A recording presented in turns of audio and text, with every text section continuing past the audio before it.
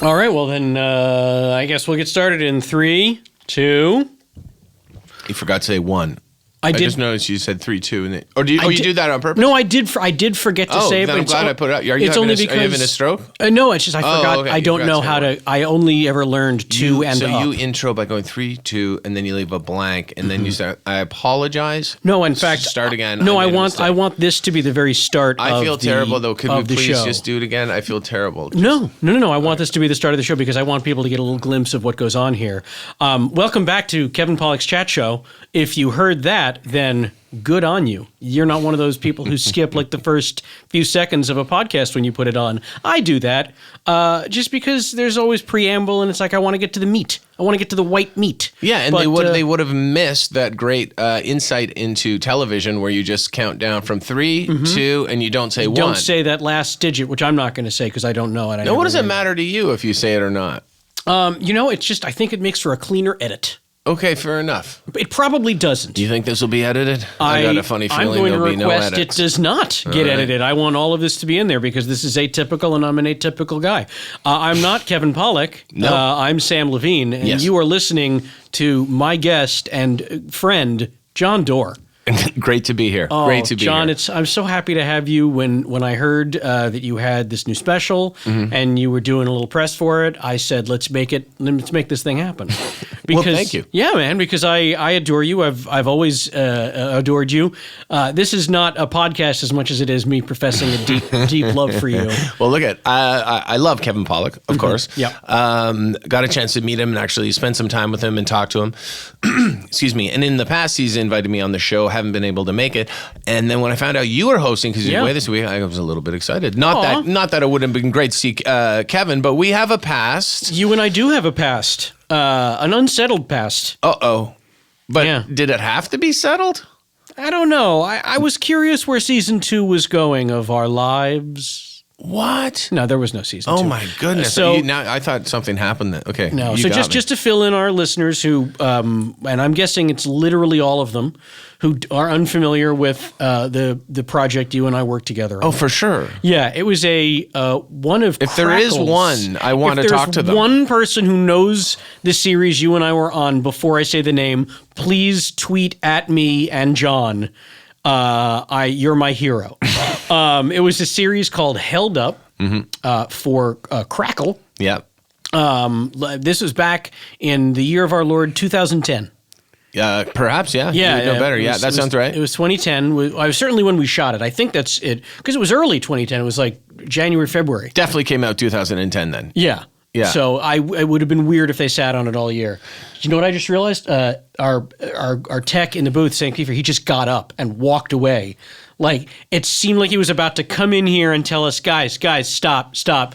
We haven't been recording this whole time. Everything is good, though. We got a thumbs up. I think he's wondering about cell phones. Is that right? Should I turn a cell phone off? Mine buzzed in my pocket. No, you're okay. We're good? Keeping it all. Okay, well then what the hell happened with you? Yeah, seriously. You How come really freaked us out. I have to pee.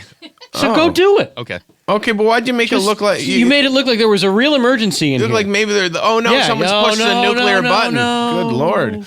Well, I hope we don't need him for the next little while. Seriously. He takes forever in the bathroom. I hope he has a good time in the bathroom. We would have been 2010. We would have met, and it was really fun. We should clear up for people. We say a series. Now, you and I were part of a show which was cast, but it was designed to be 5-minute episodes, slowly released. That's correct. On Crackle. That's correct. I don't know, is Crackle around still? They are still around. Yeah. I had a series that is currently on there called Rob Riggle's Ski Master Academy. Oh, great. Okay, which you can watch right now. So Crackle, good to know, because, Crackle, great concept, and they were going to release them, and they did release them one by one. Yes. And so you'd watch one episode, and we'd always try and have a cliffhanger to every episode. And It was a really funny concept, which we can get into. But then they later assembled the entire show into a movie. Into a feature film. Which is very weird. It was extremely weird because it was not the way it was meant to be consumed. It's not exactly. You cannot. You have to write a movie as if it's going to be a movie. You can't decide afterwards, let's cobble this into a movie, because it kind of works. Now, Sony made that decision, and we went to watch it, and it was fun to watch. But then I started noticing it pop up on red boxes outside of 7-Elevens. Oh, no. Did you know this? I did not. This is the best. So someone said, I saw you in a movie I rented the other night. I'm like, oh, what? What movie? What? And they said, there's a fake Batman and Robin in it, and there's a story or a store getting held up. I'm like, yeah, held up. They go, that's the name of it. And then I couldn't believe it. So they were available in red boxes. That is both surprising and not surprising, because I looked right before I knew you and I were going to sat down today. I thought people might be back curious. That sentence up. Before you knew you and I were going to sat down today? Right before I knew that I was sitting down with you today. That's better. Well, a little bit better, yeah. But you know what? I forget that you're a professor of the English language sometimes. No, I'm just a jerk. No. You're right, but you're right to correct me, and I appreciate it. I'm a better person for it, and I thank you. That's what jerks do, yeah. But I checked into it, and if people are at all curious, I can tell you for sure that Held Up is available as a feature-length film from the iTunes store. Is that right? That is right. I imagine it is available elsewhere. That's the only place I look to see if it is available. Do we get a chunk of that? We definitely don't. Okay, so no, we definitely don't. I'm just letting them know in case they're curious. It's not horrible. It was fun. It was very funny. It was originally, I'm sure as you well know, it was originally a pilot produced for Comedy Central here in the United States. Oh, okay. And the reason I know that is my friend Jack Carpenter played the role that you wound up playing, I believe, when it was done as a series, a web series. Oh, okay. No, not as a web series. We did it as a web series. Right, but they did it as a pilot for Comedy Central. So he did it as a pilot then. Yes. Okay. And then when they passed, Comedy Central passed on the pilot, the Sklar brothers, who owned the show, they pitched it to Crackle. Yeah. And so then they made it with you and Crackle me. said, we do it with Dore or we walk. That's right, they did.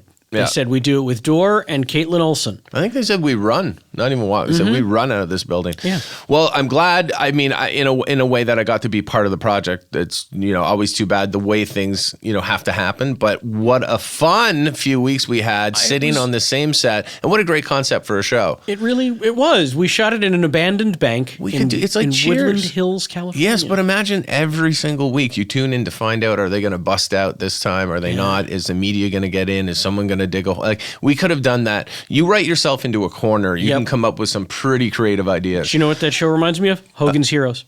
Oh, yeah? I don't know if I've ever seen Hogan's You don't have to have seen it. The conceit of Hogan's Heroes is it's set at a prisoner of war camp. Okay. And every week it's like, is this the week they bust out? Is this the week they tunnel out? Is this the week the war ends? You know what? Never did. But what they did not have was new technology and ways of sneaking cameras into places. And I think what we could have done with that show would have been incredible. But here's the thing. If you're the director of that, that's the only person I feel bad about. If you were the director of that show and you were hired to make 5-minute episodes, then the studio decided, you know what, we're going to turn this into a movie. I can only imagine the director would have flipped his lid, because probably as a creative person, I would have gone nuts. Yeah, I'm with you. I'm lucky I'm still around. Oh no. Well, people didn't see it. A tea disaster. I was saying, oh no, because I didn't know how much would spill out. It's just on the table. I thought you were knowing the table. We haven't. You've hit. People are signing this brand new table in this brand new Earwolf studio. So people because the listeners need to know now. You just screamed like something. Everything that happens everything that happens around here does not require the level of enthusiasm that you guys give it. Sam stood up for 2 seconds. You're like, what's going on? Yeah. And I spilt some coffee, barely, and now they're here. Sam, I'll take care of this. This is so easy. Thanks, buddy. And I apologize about the mess. I know this is a new place, but it's now clean. Oh, you're making it so much worse. It's going to John, be better. what you need to know is that if people could see what I was doing, then you have to explain what I'm doing. How am I making this worse? How am I making it worse? I've just made it beautiful. Sam Kiefer, our wonderful tech, came in after John knocked over his 7-Eleven tea. Is that tea or coffee? It's coffee. It's I'm coffee. not getting tea at 7-Eleven. I want to be clear. You madman. No. You could get tea there, couldn't you? I for a little bit of coffee. I worry that's going to sneak underneath and get some of them. But you know what? We'll find out. But I think we're good. It'll be dry by the time we leave. And he spilled a little bit of coffee on the table. And I said, oh, no, because, a spill is a spill. It's jarring. It was not part of what was supposed to happen just then.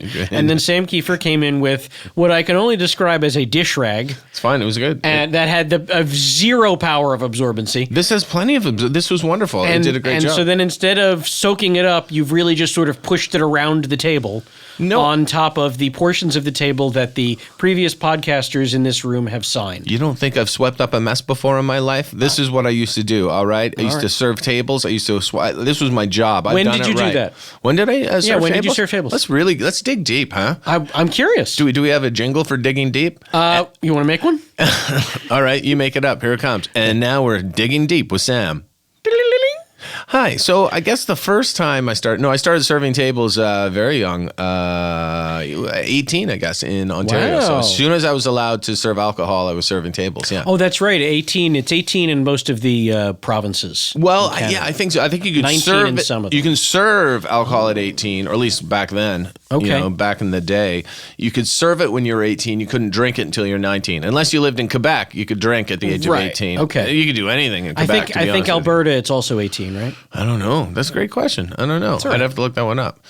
You say it's all right? It's all right if you don't know. I don't expect you to know. I thought if you did, it'd be great. If you didn't, that's all right. It's not important. You're saying the question was all right. You're like, I was like, that's a good question. It's all right. It's not my best question. It's a fine question in the moment. But I can't remember. But you do have to be 18 to serve there. But I think you got to be 19 to drink. Who knows? Alberta and Quebec, you can do whatever you want, to be honest. It's kind of a free-for-all. You can smoke weed anywhere in Canada. As they say, I haven't been around. I was there. I just left Calgary 2 days before to come back to LA because, hey, I mean, it's LA. I'm not going to stick around for 2 days to see what happens in Canada. Now, here they ran out of marijuana. In Canada. Did you read that story? I didn't. Oh, you didn't? Oh, yeah. Now, I don't know how trustworthy the journalism is, but it seemed it seemed obvious and certain, and the credentials are there. It was Vice News. Oh, I would trust them. So anyway, I don't know if something just came out of my nose or not. But anyway. Do you want me to take a look? No, I'm let the listeners know? No, I'm good. Okay. Everything's good. Don't tell the listeners that if it's you true. brought it up.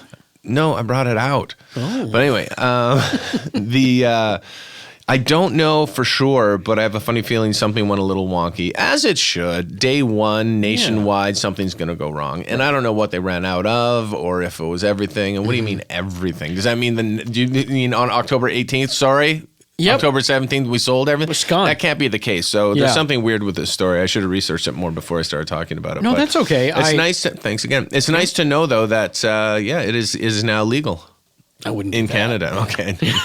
rest the headphones. This whole show is talking coffee soaked rag. Is talking about things the viewers can't. The listeners see. I'm doing it too. Yep. Listeners cannot see. Do you know what? We actually do have several viewers. There are people who did mushrooms right before listening to this podcast. What does that mean? They can see it.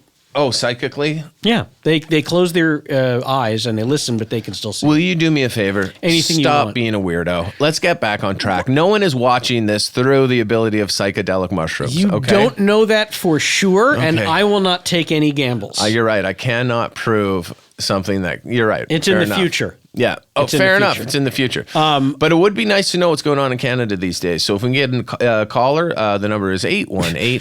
Do you have a calling number? I don't. Oh, I know. It's not even live, also, is it? No, that reminds me of my favorite Mr. Show sketch, which is the call-in show that's pre-taped. The pre-taped call-in show? The best, yeah. Well, no, we can't talk about it because then we're just going to be talking about a TV show. I agree. So look that up if you're curious. It's a great sketch. It's one of the reasons I think change the way I did comedy is Mr. Show. Without a doubt. Without a doubt, Mr. Show made me realize, oh my God, comedy can be backwards, upside down. Comedy naturally, they tell you, comes in threes. It comes in 11s with Mr. Show. Yes, they will. It is that for. I mean, I hate giving people advice, but for anyone thinking of getting into comedy, wouldn't you say Mr. Show box set? Absolutely. Nothing better. Nothing better than that. If you are a young person and you're thinking, what should I be watching? What should I be binging? The answer is Mr. Show. And if you're an old person, oh boy, what did you? What? You want me to, if you're an old person, do the same thing. No, and if you want to become a comedian, though, and you're CSI Miami. Fair enough. So we got it. Young people watch Mr. Show. Older people, if you want to get into comedy, watch one of the CSI. No, specifically if you want comedy, Miami. Was that the Caruso That was one? the Caruso one with the glasses. Oh, there we go. Yeah. You know what? You're not wrong, kid. You're not wrong. If you're a William Peterson man, just original CSI. You have references that I do not understand. I remember this from when we shot for a week. No, it was not a bad thing. I was at home. I had work to do because I'm like, hey, what was Sam talking about today? Because it seemed like a reference everyone understood, and I was this clueless Canadian. Well, but yeah, I can't remember specifics. If I'm not mistaken, at the time we'd shot it, which again was in January of 2010, you'd really only been living in the U.S. about 2 years. Is that right? Not even. Not even a year. I don't even think I had my green card yet. I just had my O1 visa. I don't even think I was living even in West Hollywood at the time. I think I was just like at a friend's house in the valley. Wow, somewhere. that's pretty wild, because I remember when we worked together, full disclosure, I was not terribly familiar with you, but then as we got to work together, every day you brought the funnies.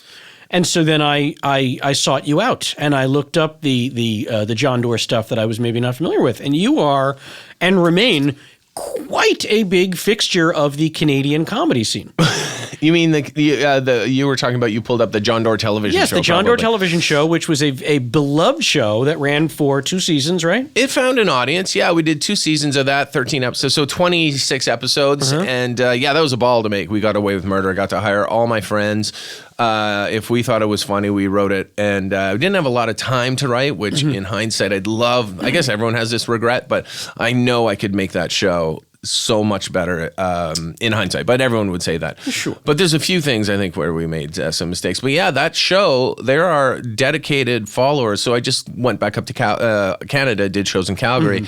Without fail, there are always people that come up to you and say, "We love that show, man. Hey, can we get a picture with you, man? Like it would mean friggin' fuck. It would be great, man. If we could just do." They are the loveliest people on the planet. They are the loveliest. And I got really lucky doing that show. So that was. A lot of what I did was that. A few other things that we won't mention, but that was a really fun show to do. All the episodes that I was able to find online, possibly not legally, I got to say I really enjoyed. Oh, you're the best. And I feel like this happened after we shot together, and I may or may not have texted you how much I was enjoying those. I don't know. I'd have to go back into the old texts as well. But yeah, you and so that actually followed up a stint on Canadian Idol. No, Canadian Idol was first. That's what I'm saying. That followed up a stint on Canadian. Oh, I'm sorry. The show followed up a stint on Canadian. Oh, yeah. So if you want to go back to the beginning, I'll make this super quick. I studied. I did 2 years of television broadcasting in Ottawa. Got into improv and stand up and commercial auditions, that thing. And then I had that dream. For whatever reason, I thought I was going to be a David Letterman. I always thought I was going to be a talk show host. That's what I thought. Okay. I loved the idea of doing that, and I just thought Letterman was a genius. So then, you end up on Canadian Idol.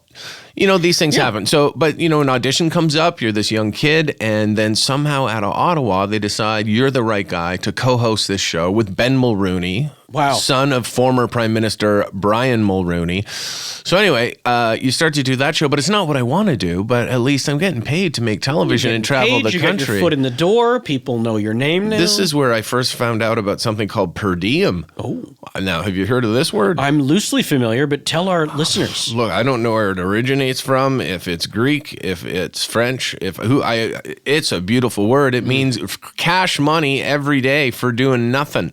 So anyway, that was my first experience with per diem. So it was fun to get in there, and then you make friends with the industry, and then that's how the Jon Dore television show happened. We did a pilot, unaired, by the way. I can send you an unaired pilot. I would love to see The world has never seen it. Oh. I should put it up there, put it online. I don't see I why got a you full body wax. Here's one of the reasons we didn't release it. When I did it, the same year, they released 40-Year-Old Virgin. Yeah. And we were like, oh no. So it wasn't the kind of show we wanted to release anyway, but I do want to release those moments because I got a legitimate top to bottom full body wax. Wow. Yeah. Wow is exactly right. And wow over and over again. Oh. I was red. I was sore. It was constant, intense pain. Relentless. They did not stop. I mean, but here after they do the first Jägermeister rip. Yeah. I mean, you're a big guy. You're a hairy guy. Yeah, I'm not like the hairiest of hairies, but I'm hirsute. All I'm saying is there's a lot of you. You're not a short man like me. Take it easy. No, yes. I'm not saying you're a big fat guy. I'm saying you're a tall man. You're I know. A lanky dude. Okay, That's easy. a lot of body Take to it wax. Easy. Let me tell the story. I want you to nothing tell of this story. I'm asking questions. Oh, sorry. Go ahead. I'm saying you're a big guy. So after that first rip, yeah, awful. In your mind, you're like, they're going to do like 40 more of those. Exactly. This is not going to be good. How do you get through that? Well, because for the benefit of television, like we're going to do something crazy. But I'll tell you, so if you grow hair in the center of your chest, okay, deeply rooted hairs, terrible. Those are ruthless, horrible.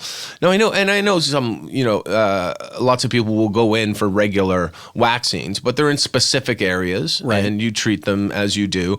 This was a full on, never been waxed before. Let's do the like top to bottom. Yeah. So from right under my chin, all the way down. Did you hear what I said? Yeah. All the way down. Now, the shins might be the worst.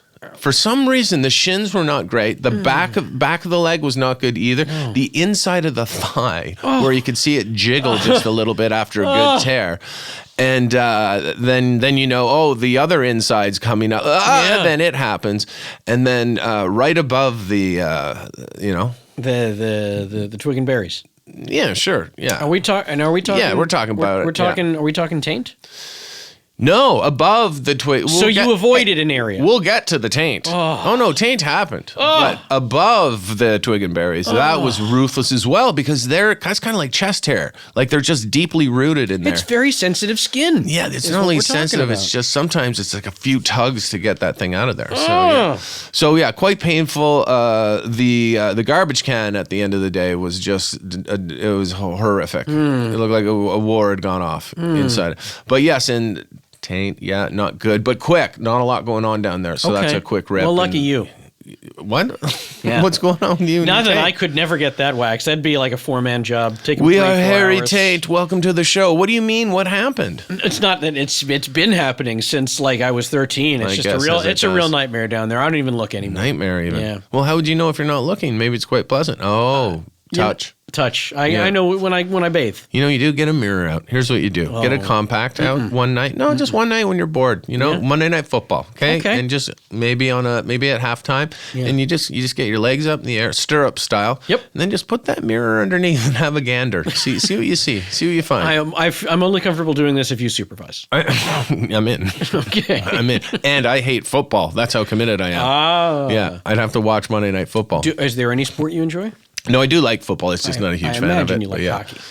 Love hockey. Basketball, off the charts. Hockey's probably the most enjoyable sport to watch. But yeah, I love basketball. You? What are your I'm a baseball man. Really? Yeah. So are any of your teams in? They were. Both Sam Kiefer in the booth and I had teams go get into the postseason. Brewers. I'm a Cubs man, which is, of course, the big rival of the Brewers this year. So they went a little further, unfortunately. That was a crazy game, too. Now Sam and I can share in our misery. Yeah. I'm a big baseball guy. Okay, I got you. Didn't know that. They call it the great American pastime. Yeah, this I hear. Yeah. And what a disgraceful sport as well. I believe it was in 1918 or you're talking about the Black Sox game. Oh, goodness. They have tarnished that sport forever. I mean, every time a child comes up to me and says, "Will you play catch with me?" I say, "Have you heard of the Black Sox?" And they'll go, "No." I'll say, "This is why." And I tell them the whole story. You tell them the whole story. And I say, "Yeah, you should never play this sport. It's full of degenerates." Shoeless Joe. Yes, I say degenerate. Not a fan. Okay. I tell them the sport is filled with degenerates. Yeah.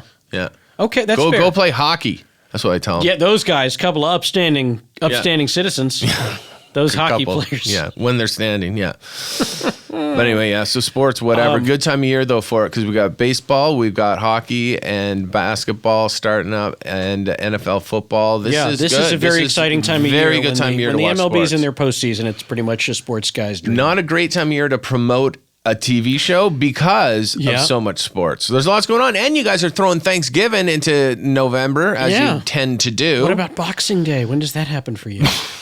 Boxing Day. That's the day after Christmas. Oh, is it? Yeah. Because you're boxing everything up? What do you call it? I can't remember the history. It's something to do with union and labor workers boxing. It's got a weird... It's a whole thing. It's It's a day off, so we take it. Yeah. What about, we don't ask questions. Do you have like Queen Victoria Day? Is that still a thing? We do. So your Memorial Day weekend, would traditionally in Canada is the 24th of April, or the weekend closest to it. Or is it May? It's May. May. Sorry, 24th of May. We call that, that would be Queen Victoria's birthday, but we don't call it that. Oh, what do you call it? Do you know what we call it? I don't. Okay. Remind me. We call it May 2-4 weekend because it happens on the 24th. And as you know, in Canada, do you know why? In Canada, you can't buy you don't buy a case of beer, right? Right. Well, you can, but there's 24 beer in a case in Canada. In the United States, it's 12. In Canada, you can buy 24 beer, so that became 2-4. It used to be, pick me up a 2-4, eh? Oh. So we've now, over time, and they still call it May 2-4 weekend, eh? And this is real. I don't doubt a word you're saying. And I'm sure the Queen loves it. Pinky's out when we're drinking the whole time. Well, she wouldn't know any better now, would she? So does that holiday revolve around a lot of drinking? I'm guessing it does. It's all Get the 2-4s in the truck. Go up to the lake. We'll camp outside. I mean, no joke, friends have died, but let's just leave it at that. I don't want to get too dark, but no, legitimately, I mean, like really, yeah, it's What a crazy happens weekend. when May 2-4 falls on a Wednesday? Well, it would be whatever weekend closest weekend. You know, like you'd celebrate Memorial Day. Well, Memorial Day does not have a date. Oh, it doesn't have to fall. It's the last Monday in May. Oh, it is. Yeah. Okay. Well, ours would be the closest. Well, whatever. I'd have to look this up. Yeah. So let's say the 24th was on a Friday. We'd probably make that weekend. Sure. May 2-4. Maybe they would do the weekend before. I don't know. Great question. I'm gonna call what's his name? You know, Justin Timberlake? Justin Trudeau? Justin Trudeau. Justin. I'm gonna call Trudeau and find out. Justin Timberlake Trudeau. Yeah. I hear he's very accessible to his constituents. I can talk to him right now. I can get him on the phone if you want. Yeah, can we But this FaceTime? would be a weird question to ask him. Hey, man, quick question. It's about May 2-4, eh? He'll probably just hang up, to be honest with you. But look, can I Google May? I'll Google this later. I'm not going to do it now. Oh, all right. I was curious. I just can't remember how that does fall. But yeah, we call it May 2-4. May 2-4. Yeah. Okay. Well, thank you for enlightening me. I'm always excited when I learn about a new Canadian holiday. Yeah. That I can use to wow Canadians when I work in Canada. Yeah. So when some idiot says, "Hey, the crew and I are going up to the lake for May 2-4. Want to come?" Just be hesitant. I can be like, I Things don't know, can happen. my buddy John, he lost a lot of good friends. Just leave it. Honestly, I can't even believe I said it because it's real and I should leave it. Yeah. All right. Yeah, no, it's my fault. I shouldn't have brought it up. But Okay. things go crazy is all I'm saying. I guess, well, you know what? We have the 4th of July here. We have a lot of the people do stuff that they regret. Yes, exactly. But we also have July 1st, which is our Canada Day. May 2-4 is a whole other thing. I'm going to have to find out which of these came first because, Hanukkah, which is what my people have to combat, if you will, the Christmas. Oh, yeah, war. Yep. Yeah. It's a very divisive thing. Where are we at with that war? Any Christmas and Hanukkah? Does it look like anyone is going to no peace treaty at all yet? No peace treaty. Oh, Look, goodness. Christmas is the clear winner so far. But it's going to keep going. But the point is, Hanukkah didn't really become a thing until like 30, 40 years ago. Like, What? Legit. I didn't know that. Like kids maybe had it in the 50s or 40s and 50s, but it was not like it is today. Okay, not what was the difference? What was happening 30, 40 years ago? Maybe you did candles. Maybe you got like, here's a piece of candy. But you were to say, like, your parents would say that we're celebrating Hanukkah, yes, right? Now it's candles, and here's a big gift every night. Right, so you're competing with Christmas in the gift department. In the gift department is what I'm saying. That's where the competition really is. So somewhere along the line, someone complained that, hey, where are our gifts? I'm assuming, yeah. The children of the Jewish children in the community were like, my Christian friends are talking to me about this Christmas morning thing. It sounds like they're getting an entire toy store under that tree. Yeah. Meanwhile, all I've got is this gold plastic, foil gold covered chocolate pieces. And constant learning. Like my friend David Edelstein, this poor guy, one of my best friends, I'd hang out at his house. The work he had to do, not just for his own schoolwork, he had to study for, what is it? Was he bar learning mitzvah. Yiddish? No, well, that was a whole other thing. Yeah. I'm talking about not, what was he studying? A whole other language. Hebrew? Hebrew, thank you. Yep. He'd have Hebrew, thank you. So he'd go to Hebrew school after school. I did then that. on Sunday, I know, this is insane. Yeah. And the whole language and the background, then he has to recite. Going to that bar mitzvah, I'm like, this is what I don't know what's happened. This is crazy. I had to keep it on. They give you these ones and the thing. And he learned this whole thing in another language. I thought I was in a cult. I had no idea what was happening. Yeah. But beautiful, of course, and nice. And then I remember asking Dave, so like, how do you feel? What's that all about? He's like, whatever, at least that's done. That was his takeaway. Yeah. I was very happy to have it behind me. But the amount of time, I mean, I guess it's helpful in a sense in that, it does require you to put in time and effort in another area and learn about your history and past and people collectively, which is a very interesting thing. Because I know nothing about mine. Right. Except that there are a bunch of drunks from Scotland. But other than that, it ends. But interesting, but I could not believe the amount of time and effort and energy it took to do something. Where it's like, hey, man, want to play basketball? Can't. Got to learn a language that no one speaks anymore. Well, actually, quite a few few people. Well, they do speak it, but no one here. Dave would never. In Canada, he will never speak to another person. A lick of Hebrew. That's probably correct. I should apologize. Yes, people, of course, speak Hebrew. No, it's fine. But it's not like for learning, his purposes, he'll never learn it again. It's unlikely that he would ever need it practically. Guaranteed.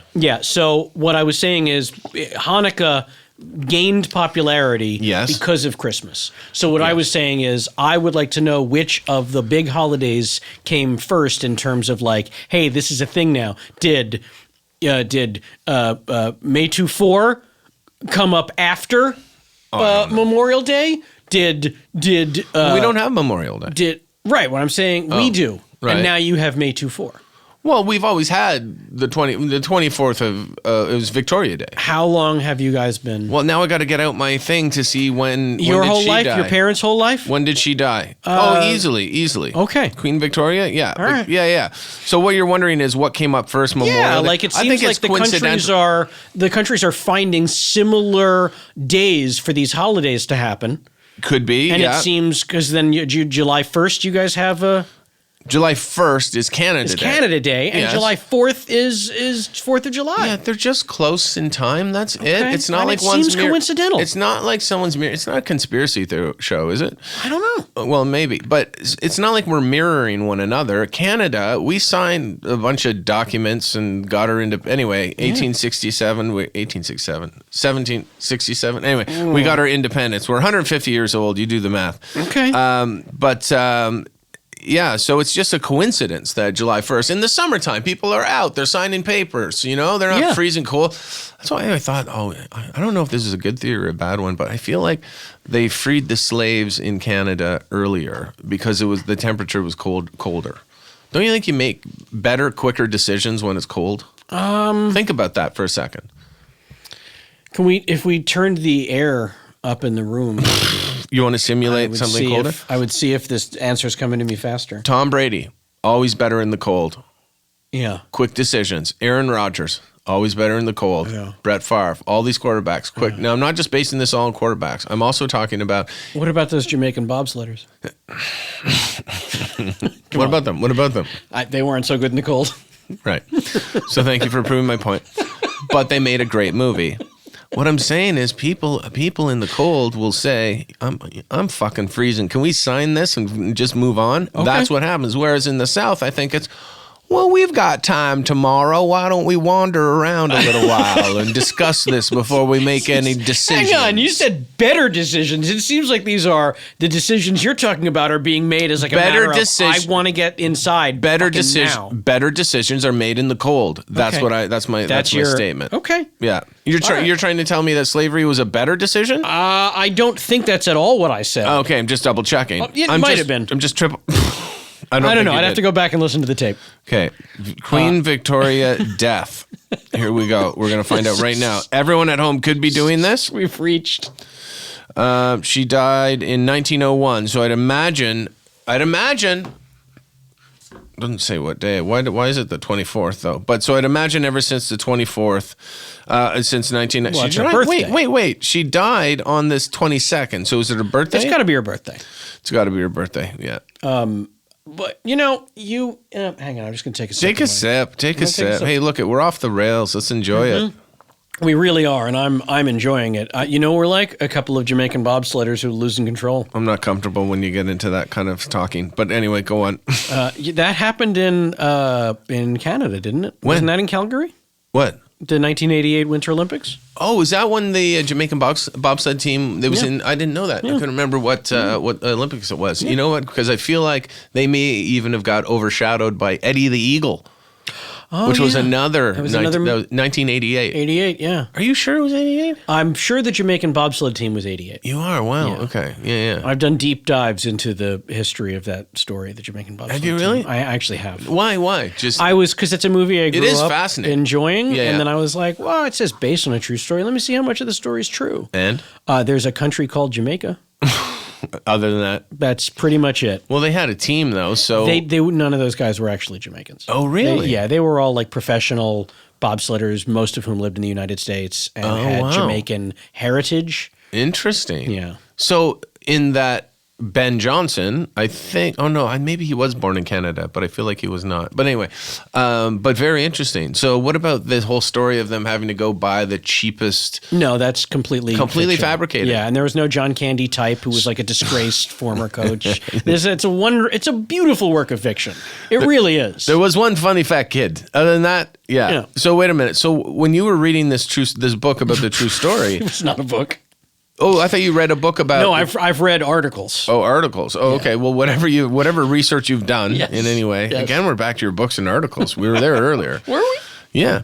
So you're reading articles to find out, hey, how true was this story? Yeah. You're flipping through what? You're online? Yeah, I'm probably on, Snopes or Ashley Madison or something. You've got a great life.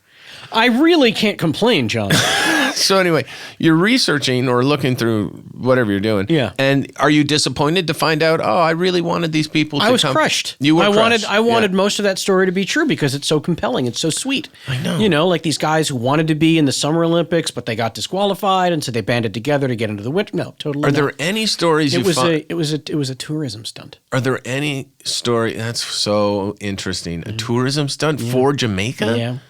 Funded by who? Jamaica? Yeah. Wow. But so many people would have had to have been involved. It wasn't like a tourist conspiracy. No, but they knew. No, well, Jamaica would know, but the Olympic Committee must have to know. What I'm saying is the story now would be the better movie now is, hey, wait a minute, hold on. Yeah. How did Jamaica enter the bobsled team? Let's really figure this out. And if they were Americans who were originally born in Jamaica. I don't even know if half the team was born there. Okay, but I would love to know. Yeah. So the interesting story to me is not the actual movie. It's the fact that movie got made based on what? Oh, it was tourism. So tourism, Jamaica got involved, and that was their brilliant idea. Based on the note, at the time. It's not a bad idea. You're old enough to remember. At the time, it was a big deal. Yeah. That Jamaica had a bobsled. It was team. an interesting story. Absolutely. Yeah. Yeah. No question. That's why somebody said, let's start writing this story. And then they probably did their own homework. They were like, well, that's boring.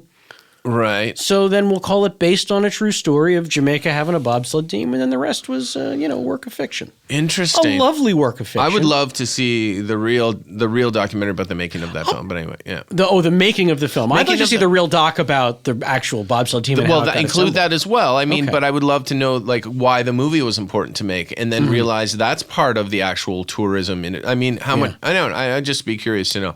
Off the rails. There you go. Off the rails. Off the rails. Yeah. So about an hour and a half ago, you said we haven't been talking an hour and a half. That all of the sport. 3 hours ago, you said all of the sports stuff coming out now is tough because if you've got a comedy special out. Which is, I do believe, one of the reasons hard to promote. Kind enough to sit down with me. Hard to promote. In that there's so much talk about Turkey. Yep. Because you do that for a long period of time, and you also throw football into that week as well. It's a big lots of sports, lots of Turkey. When does your special air? It's December. Yeah. There we go. Yeah. Yeah. December 3rd, following The Daily Show. Oh, wow. Have you heard of this show? I'm familiar with The Daily Show. Great show. Hosted by Trevor Noah. Correct. Trevor Noah, the lovely and talented. So Trevor Noah, he'll host a show known as The Daily Show. Yeah. Afterwards, our show will appear. It's called Big Questions, Huge Answers with Jon Dore. I like this very much. Based on title alone? Based on title alone, awesome. I like it. I like it. What is it? A stand-up show? What kind of show is it? So we initially pitched a show to Comedy Central, and they really liked the idea. But then they decided, without going too deep in the background, they decided, well, let's pull some money out of the specials budget and make it an hour long, which means we'll do 2 episodes. Okay. Under the umbrella, we'll string it together as one theme, essentially. So the show again is called Big Questions, Huge Answers. And what I've been doing, especially in my own life, I've been deviating as I keep up with my stand-up comedy, but I've noticed problems with the world. And as I notice them, I realize I have answers if I do enough research. You've seen me show some of that today, whether you'll remember it tonight as you're going to sleep. You'll be like, John was right about a lot of things. I'm going to assume almost everything. If you sleep. But anyway, so I really go no holds barred, and I ask big questions, like the title says, and I provide huge answers. So that's a problem I've noticed with the media. Okay. The media will gladly ask questions, but what they're afraid to do is actually answer those questions. Give the huge answers. Yes, whereas that's where I take over. So we address 2 major issues, okay? Major issues. I'm dying to hear what they are. Well, these are huge. So cyberbullying is our first issue. That's a big one. The goal of our show is to shine a light on these serious issues. Sure. All right. And in this environment we now live in, this environment we live on and in which we live in. I think currently. On is better in a way. Okay. We live on an environment. Do we? Do you fly on a plane or in a plane? Well, you fly in the plane, but you're in an environment because it is both above and below. You're in an environment, but you're flying above.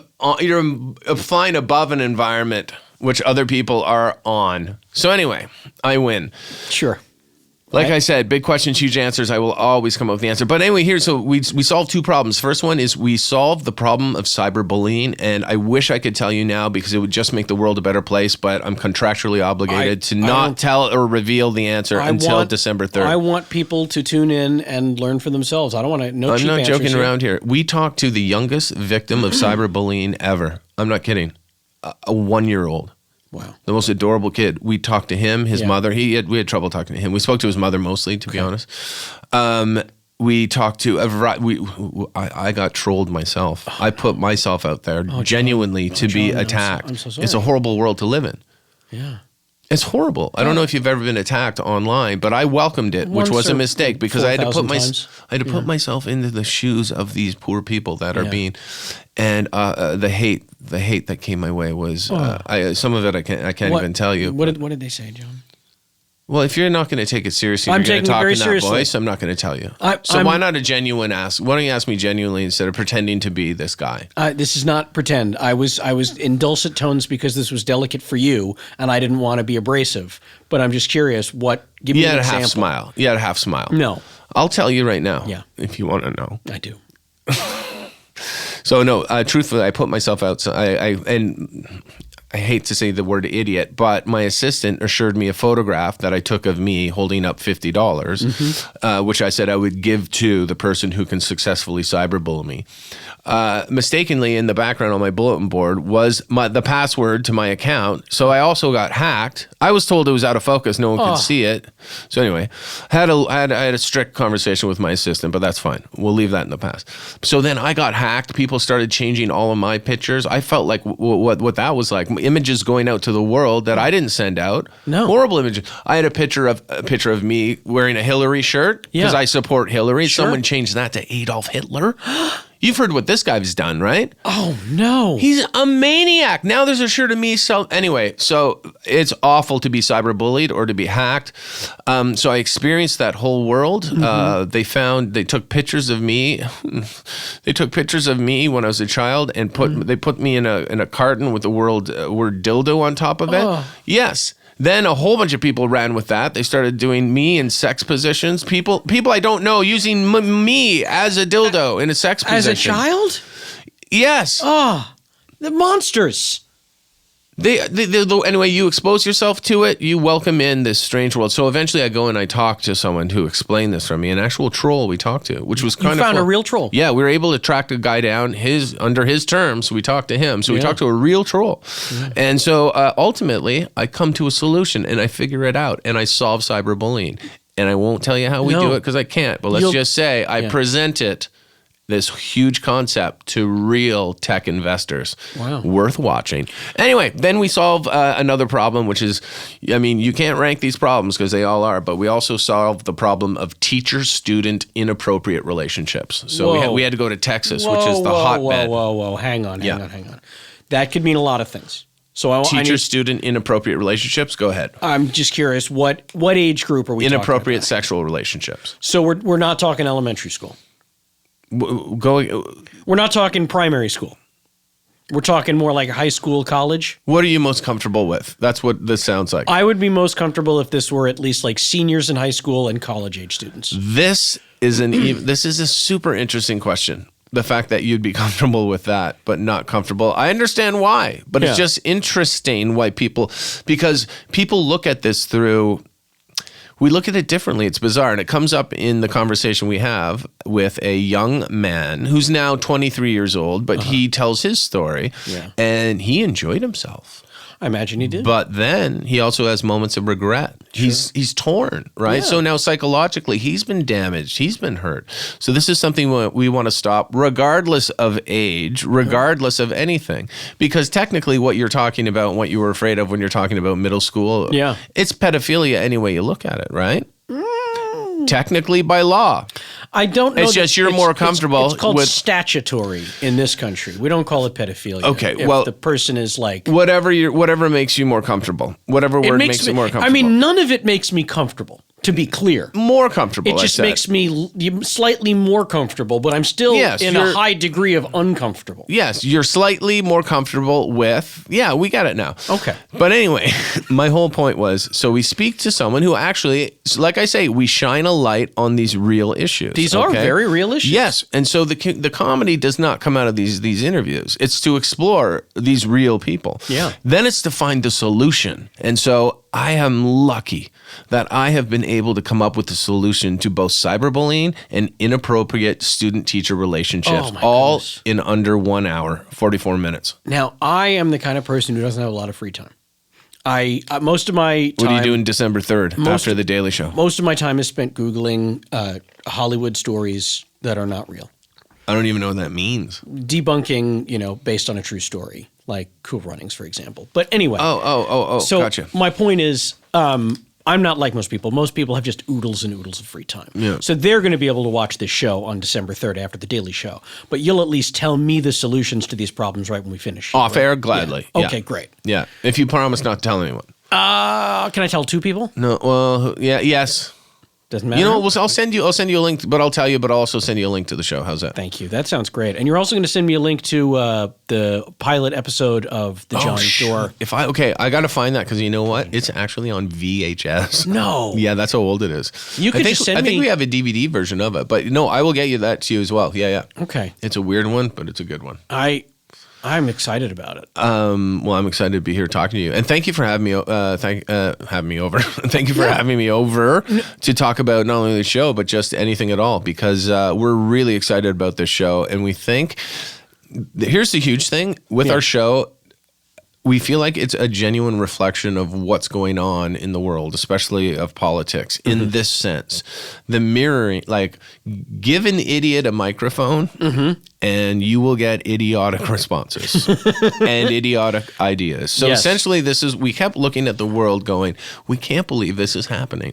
So we decided, well, people address issues like certain people do, certain leaders, and then they have to come up with a solution. And so our solutions are so knee-jerk and so quick, and those are my favorite kind. Well, these are the ones that you will get to see on December 3rd, my friend, on Big Questions, Huge Answers with Jon Dore. Is the hope that there will be more big questions and huge answers? That is the goal, yeah. Okay. And if not, all good. You solved 2 of the biggest ones. Oh, but there's I would say. Oh, but there are so many. There are so many. Imagine season 5 where we really tackle the big problems. Oh, I would think by season 5 you've solved everything, and now you're down to the little problems. We're not even close. I don't even think this show could live forever. We're not even close to. We're talking about worldwide problems ultimately. Oh, I'm talking about like the pickle jar is on too tight.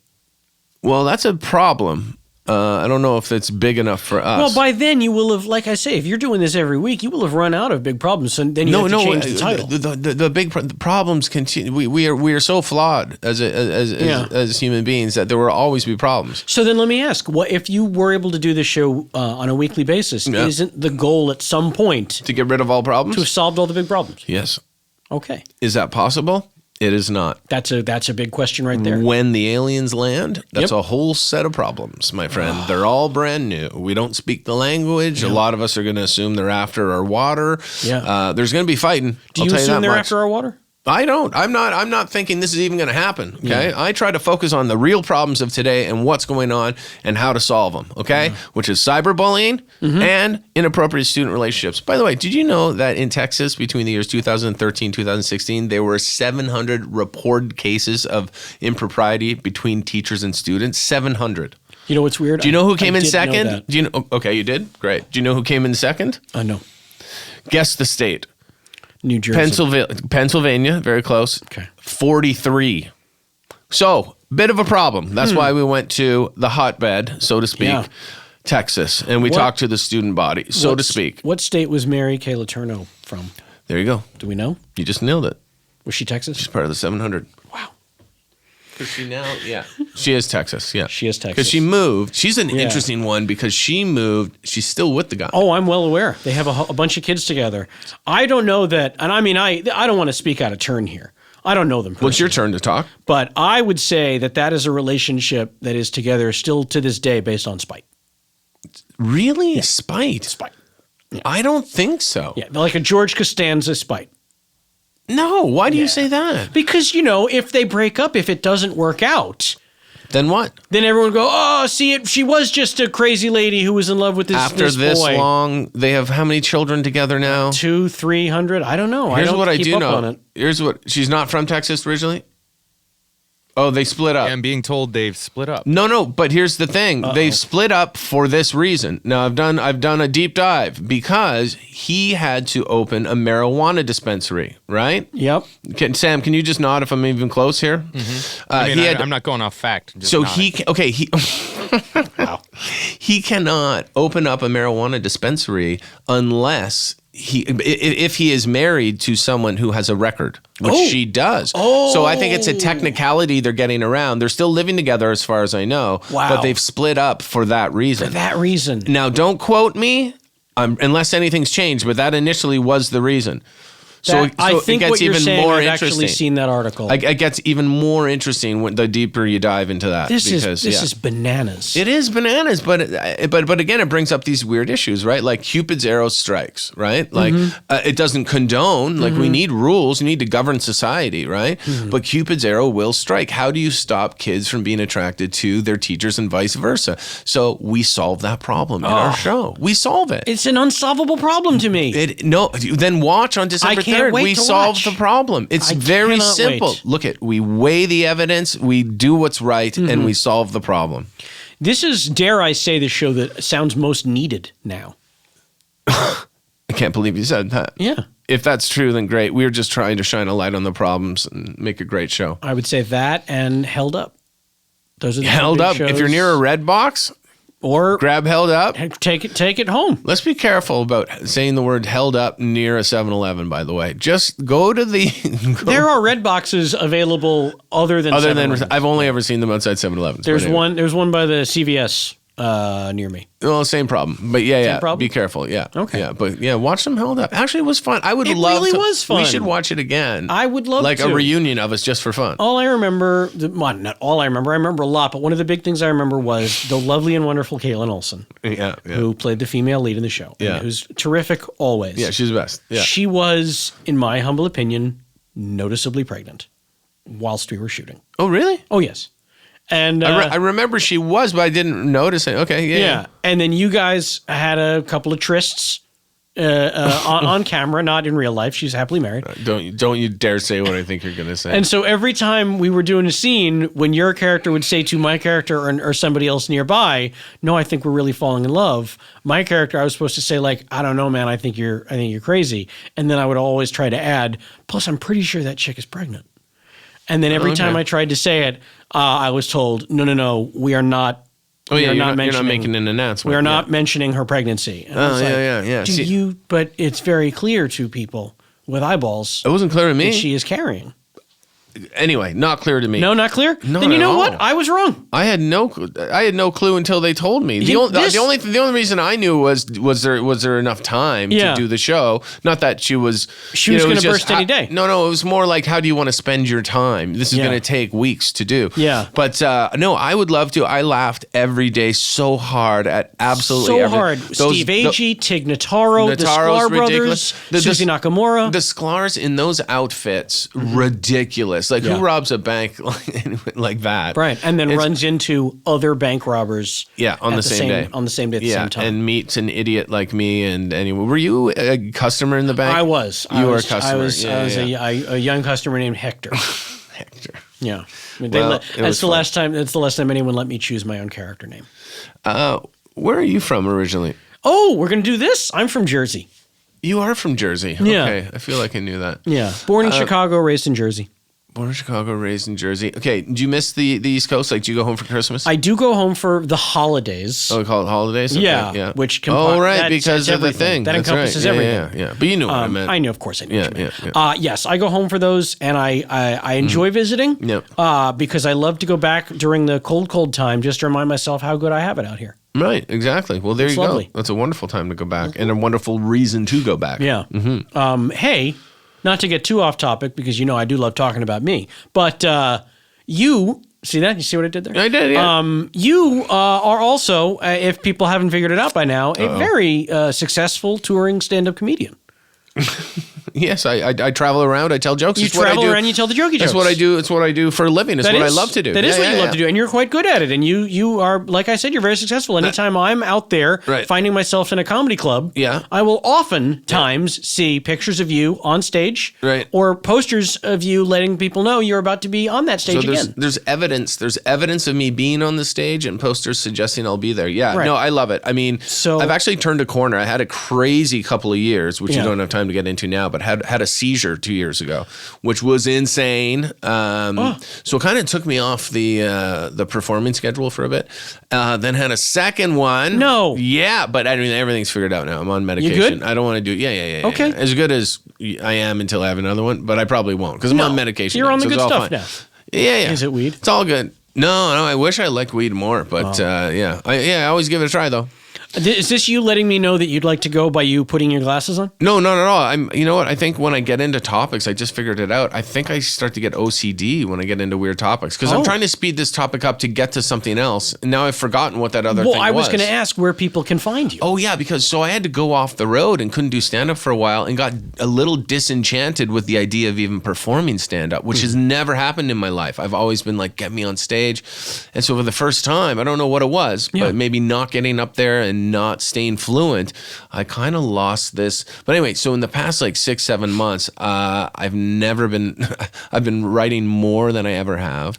And I just feel excited again. That's great. So yeah. As a comedian, when you're writing and you that muscle is just getting stronger every day, that's a very fulfilling time. And so that's why you want to get back out there. Yeah. So I hope you are. Trust you are. Oh, I am. And the schedule is getting filled up like crazy. So new dates go up. What day is this? Yeah, so new dates go up this week on jondore.com. So chances are by the time people are hearing this, those new dates are up. So you said jondore.com. That's JONDORE.com. You nailed it. And where else can they find you online? Well, if they want to go to @TV's Jon Dore, that's my Twitter, and that's my Instagram. So feel free. But you can find all those from jondore.com. So, so just remember that, and then the wealth of information is there. There you go. You're too kind already. That's fantastic. No, please. This is, I don't have many responsibilities behind this microphone, but that's one of them. December 3rd, you're invited to come over to our screening party. I'm just letting you know. Thank you so much. It's just going to be me and you. That sounds great. Perfect. That sounds great. I will definitely see you there. Not kidding. I loved working with you so much, and there's so much I want to share with you. You're not coming over to a screening party with just you and me, okay? I was joking. It's not happening.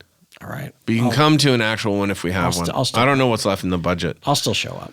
I don't You're care still coming to my house? Yeah, I'll be there. I don't care who else is there or isn't.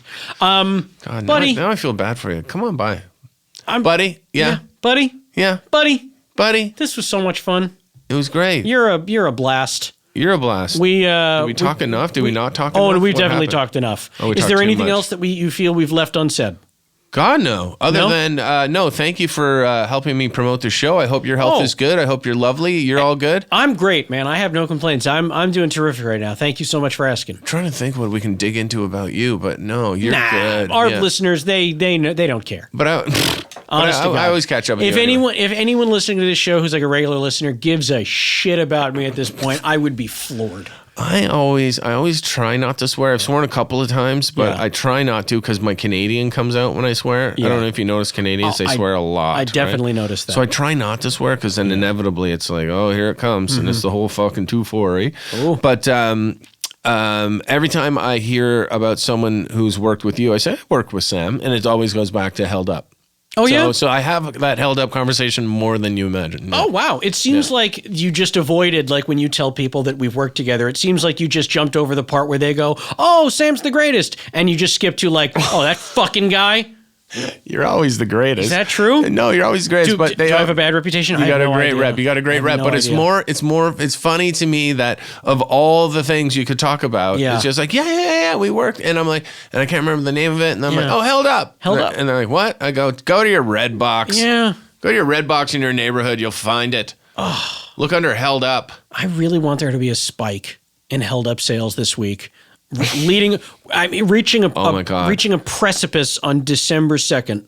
Because come December 3rd, every eyeball is going to be on Comedy Central. It would be amazing. Sony picks up. Let's do. We're still there 10 years later. Oh my God. Still being held up. We just get rid of that last 5-minute episode where we got out of the bank. Still holding up. Spoiler alert. I think I just spoiled it. Well, like we don't. They know we get out. We don't die in there. It's a comedy. Says who? I think we could recut that thing, make it very serious. Maybe there were 3 people hoping we died. The rest will still rent. The rest, all right. Oh, I just found out they didn't survive. You mean in a comedy? Yeah, really. There are comedies where people don't survive. I can think of a few. Name them. Rosemary's Baby. Let's call it a day. This Is the End. I've never seen it. What's that one with the another end of the world ask movie me. with Steve Carell and Keira Knightley? Oh yeah, I don't know. That's a new one.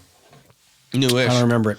The End of the World. Well, I tell you what. I love you. I love you. To see you. Thank you. I will wrap this up, and then we'll both get out of here because I know how much we have to pee, and I have to put those glasses on. And also that I want to take something back I said earlier, where I said you were making a mess with the coffee spill. I did make a mess. You did, but it has since dried. And the table looks brand new. And honestly, I don't think anyone would ever know a spill happened in here. So I want to rescind my overreaction to your haphazard wiping. Your apology is gracious, honest, and accepted. And if only the rest of the world could speak this way with one another. I made a mistake. I made the mistake. And it's when I'm around Canadians, you guys inspire me to be better people. Let me say what I was finished. I was going to say, we can all work it out if we just try. Jesus. Oh no, he's storming out. All right. Oh, yeah, I'm storming out. He's storming out. This is it. Storming out. I'm sorry, John. I'm so sorry. All right. Well, thank you so much for tuning into this episode December 3rd. of Kevin Pollak's Chat Show. The Daily Show's Jon Dore. over. If you got a few minutes, give it a try. Oh boy, he is angry, guys. This is I don't often see my Canadian friends this upset, so I'm gonna have to re-listen to this episode. Your head off, eh? Oh man. I'm going to have to rethink a lot of things I said in here. So I just want to thank the people who helped make this podcast possible. Of course, Chat Show himself, Mr. Kevin Pollak, our head writer, Jamie Foxx, our producers, Jason McIntyre and Corey Levin, in the booth, Sam Kiefer, the Earwolf overlords who bring this. I think he's coming back. Oh, fuck. Oh, I thought you said to go back in. No, I'm just wrapping up, buddy. Do you have anything else? I'll wait out here for you. Okay. I thought he was mad. Sorry. Wow, he turned on a corner. He was furious a second ago, and now he's fine again. Canadians, I don't know. They run hot and cold because it's real chilly up there. Yeah, I guess I feel like I've thanked everybody. Thanks to my guest, Jon Dore, who couldn't stick around because he was having a moment. And thanks to you, our wonderful listeners who tune in and listen to this nonsense. So until next time, you may fuck off.